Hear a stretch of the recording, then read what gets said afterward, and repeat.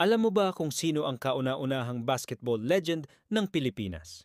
Siya si Carlos Caloy Loizaga, kilala bilang The Big Difference. Bago pa sumikat ang mga basketball idols natin ngayon, si Loizaga na ang tinitingala noong 1950s. Dahil sa kanya, nakamit ng Pilipinas ang bronze medal sa 1954. FIBA World Championship ang pinakamataas, nanatamo ng isang Asian team sa kasaysayan ng torneo.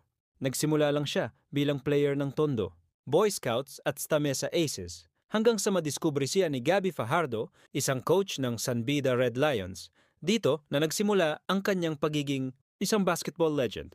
Pero hindi naging madali ang kanyang basketball journey. Ilan sa mga pagsubok niya, matinding kompetisyon sa mga mas matatangkad at veteranong players. Pagharap sa international powerhouse teams tulad ng US at Brazil.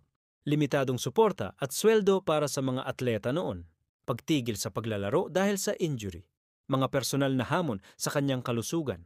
Sa kabila ng lahat ng ito, nanatili siyang inspirasyon sa maraming atletang Pilipino. Hanggang ngayon, ang legacy ni The Big Difference ay patuloy na nagbibigay inspirasyon sa ating basketball community. Ikaw, anong masasabi mo sa legacy ni Carlos Loizaga? Comment down below.